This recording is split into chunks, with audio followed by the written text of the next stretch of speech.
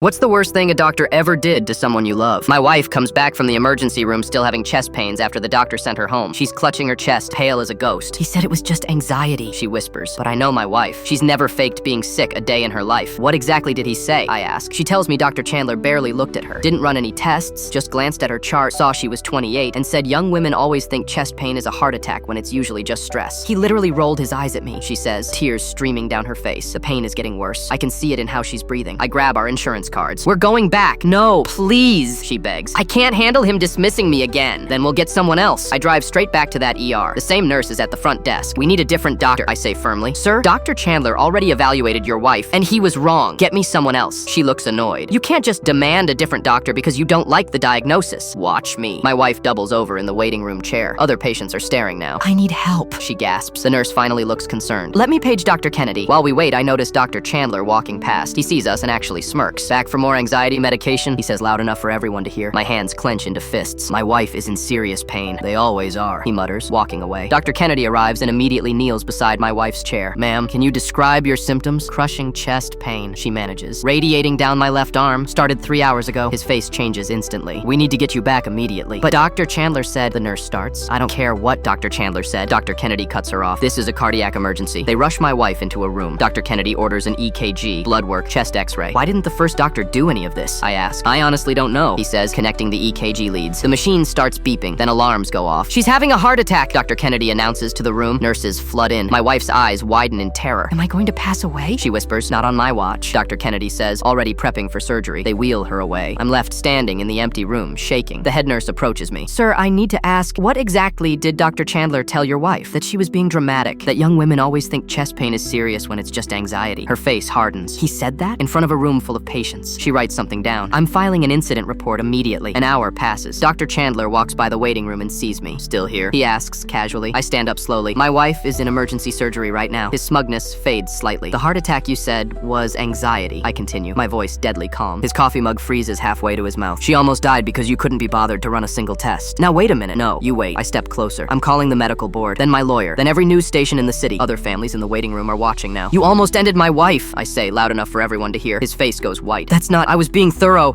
You spent 90 seconds with her. Dr. Kennedy appears from surgery. Your wife is stable. We got to her just in time. Dr. Chandler tries to slip away, but I call out. Dr. Kennedy's expression turns ice cold. You sent her home with these symptoms? I made a clinical judgment. You made an assumption. Dr. Kennedy interrupts. A nearly fatal one. Security arrives. The head nurse must have called them. Dr. Chandler, you're being suspended pending investigation, the security chief announces. This is ridiculous. Clean out your locker. The chief cuts him off. The next day, I visit my wife in recovery. She's alive, but the damage to her heart is permanent. 2 weeks later, Dr. Chandler loses his license.